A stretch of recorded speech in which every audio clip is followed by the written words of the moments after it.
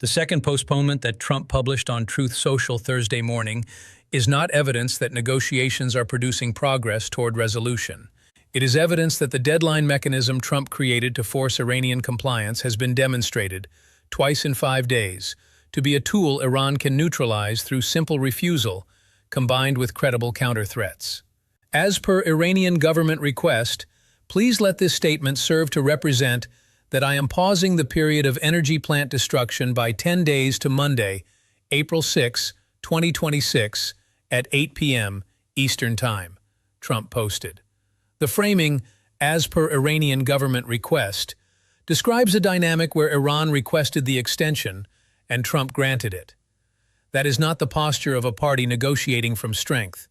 That is the posture of a party whose threatened deadline was called as a bluff and is now searching for face-saving language to explain why execution has been postponed again. And now we're going to examine carefully what day 28 of this conflict has produced, what the second postponement reveals about the actual balance of leverage, what Iran's operational response to Trump's retreat demonstrates about strategic calculations, and what the pattern established over the past week tells us to expect when this weekend arrives and when the third deadline approaches 10 days from now. Before we begin, a quick disclaimer. This analysis is for informational and educational purposes only and is not financial, legal, or investment advice. I'm examining publicly available information from multiple sources, and the situation in this conflict is evolving rapidly, with new developments every few hours. Please do your own research and consult professionals before making decisions based on anything discussed here. If you're finding value in this analysis, hit subscribe and turn on notifications. The operational reality that Thursday produced, within hours of Trump's second postponement, contradicts every element of his characterization that talks are going very well, despite erroneous statements to the contrary by the fake news media.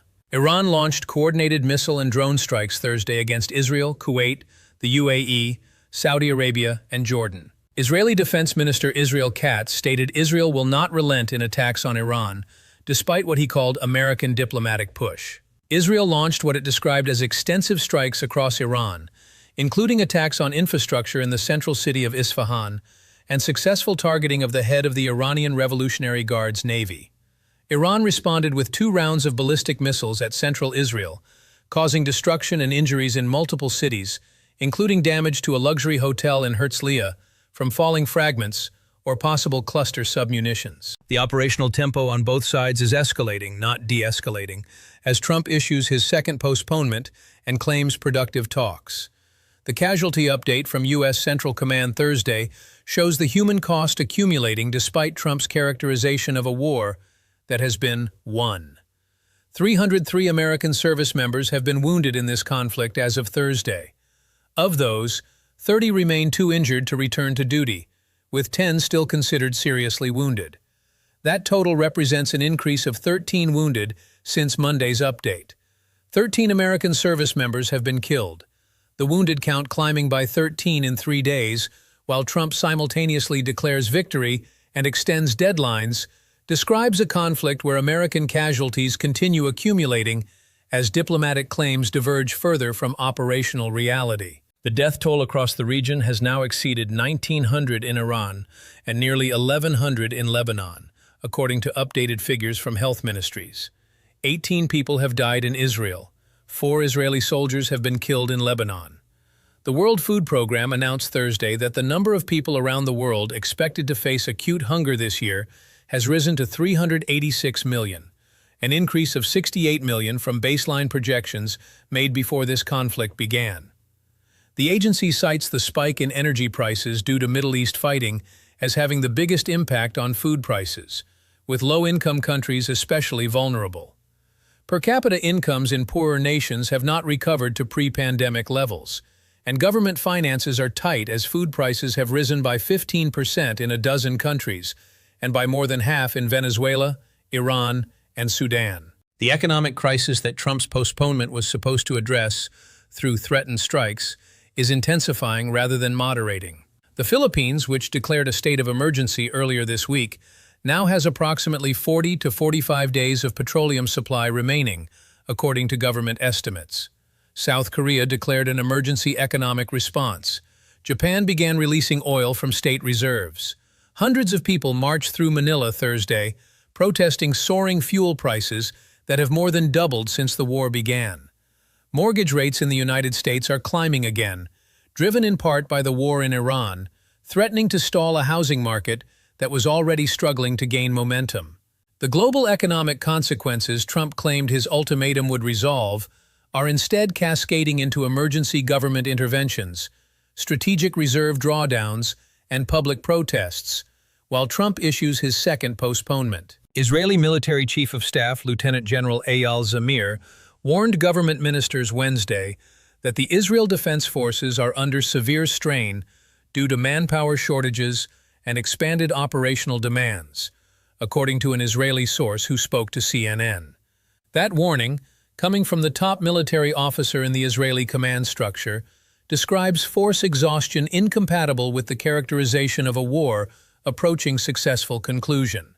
Israel has moved thousands of troops across the border into Lebanon and stated intent to establish control over the entire area south of the Litani River, approximately 20 miles north of the border. That operational commitment, simultaneous to continued air operations against Iran, requires force levels and logistics support that the current Israeli deployment cannot sustain indefinitely under the strain the Chief of Staff is describing. Lebanon's health ministry reported Thursday that Israeli strikes have killed 1116 people and wounded 3315 since Hezbollah entered the conflict March 2nd.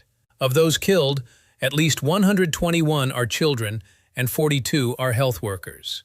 26 people were killed and 86 wounded over the past 24 hours alone. The casualty rate in Lebanon is accelerating rather than declining as Trump issues postponements and claims diplomatic progress. U.S.-Israeli strikes on Iran's capital are wreaking widespread damage to civilian sites, according to multiple on-ground reports. The head of Iran's largest bookshop chain stated that at least 6 branches across Tehran have been damaged, with a blast from a nearby strike ripping through their main branch, shattering windows, and sending a metal rod through a line of books. He noted that most shops have reopened and are experiencing strong sales, stating it shows people are craving books, craving culture, craving a safe space where they can come and connect with each other. Iran struck the Arak heavy water reactor Thursday evening, according to Iranian officials speaking to Fars News.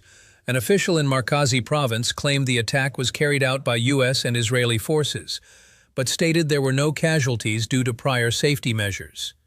The Israel Defense Forces had issued an evacuation warning to Iranian civilians northwest of Arak before conducting the strike.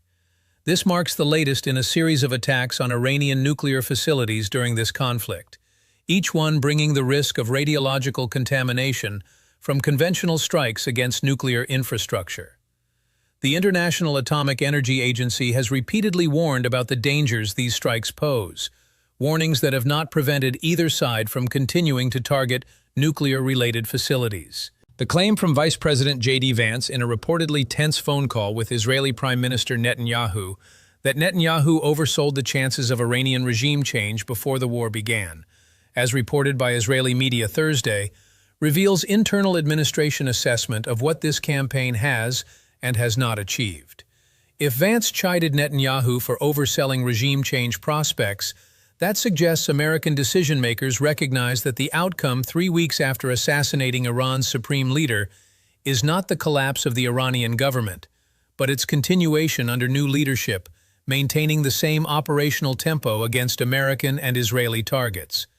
The gap between what was promised, regime collapse following decapitation, and what has been delivered, regime continuity with escalated resistance, is significant enough that the vice president is reportedly raising it in tense bilateral communications. The weekend that approaches carries analytical significance because it represents the first test of whether Trump's pattern of postponement produces any moderation in Iranian operational behavior, or whether Iran interprets the postponements as confirmation that American threats lack credibility, requiring respect. If Iran assesses that Trump's second retreat validates the strategy of refusing American demands while escalating counter-threats, the weekend will produce continued or intensified Iranian strikes, demonstrating that postponements buy Trump time, but do not buy Iranian compliance. If Iran assesses that postponements create diplomatic space worth preserving through operational restraint, the weekend will show reduced strike tempo and signals of willingness to engage the 15-point proposal through substantive response rather than categorical rejection. The intelligence picture suggests Iran is preparing for the former scenario rather than the latter. CNN reported Thursday that Iran has been laying traps and moving military personnel and air defenses to Karg Island in preparation for possible U.S. operations to seize control of the island that processes 90% of Iranian crude oil exports.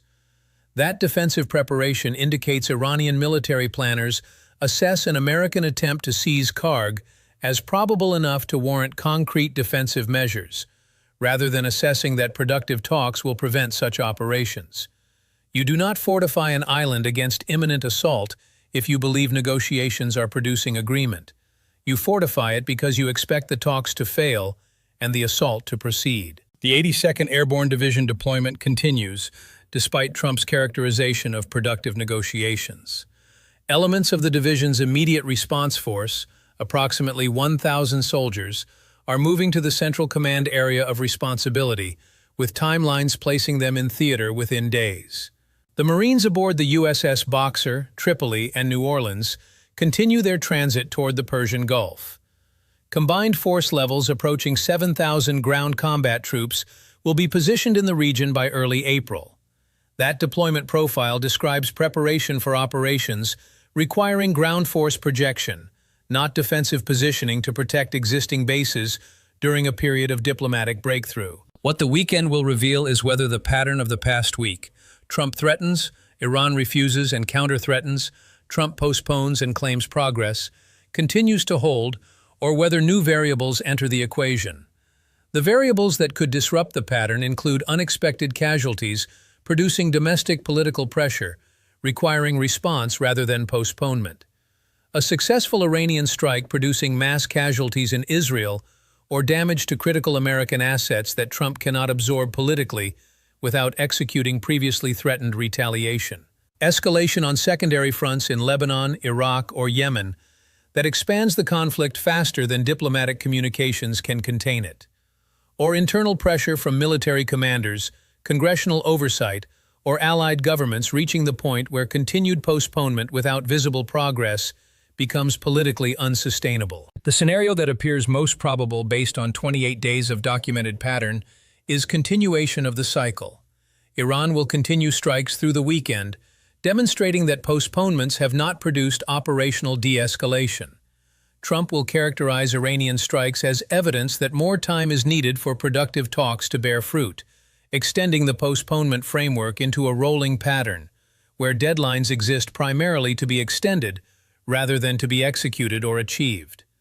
The 15-point proposal and 5-point counterproposal will remain incompatible frameworks that neither side shows willingness to modify substantially, and the operational tempo will continue escalating on both sides, while the diplomatic track operates in parallel, describing progress that operational reality contradicts. The probability of that scenario holding through the weekend is high, based on established pattern. The probability of it holding through 10 more days until April 6th, when the current postponement expires, is lower, because the accumulating costs, casualties, economic disruption, allied frustration, and congressional pressure create mounting pressure for either escalation or genuine de-escalation, rather than indefinite postponement. The wildcard variables that could force deviation from pattern include Iranian mass casualty strike, successful American seizure operation against Karg or other high-value target, or internal political development in either Washington or Tehran that changes leadership calculations about acceptable outcomes. Subscribe to this channel and turn on notifications. When this weekend produces evidence of whether Iranian operational tempo moderates in response to Trump's second postponement or continues escalating despite it, the analysis will be here. When April 6th approaches and the question becomes whether Trump issues a third postponement or finally executes threatened strikes or declares diplomatic victory without defining what was achieved, the analysis will be here. When the 82nd Airborne reaches the Gulf and the ground operation concepts move from intelligence preparation to operational execution, the analysis will be here. When the gap between Trump's characterization of productive talks and the operational reality of escalating strikes produces consequences that communications can no longer contain, the analysis will be here. This channel documents what officials say, what operational evidence shows, what the second postponement in 5 days reveals about leverage and credibility, and what 28 days of documented pattern tells us to expect when deadlines approach and threats require either execution or another extension. Explaining why this time is different, even though the pattern suggests it is not. Leave one question in the comments. When Trump's second postponement produces the same Iranian response as the first, continued strikes and categorical rejection of American framework, does the third deadline carry any more credibility than the first two? Or has the mechanism of ultimatums followed by postponements become the strategy itself? Every response gets read.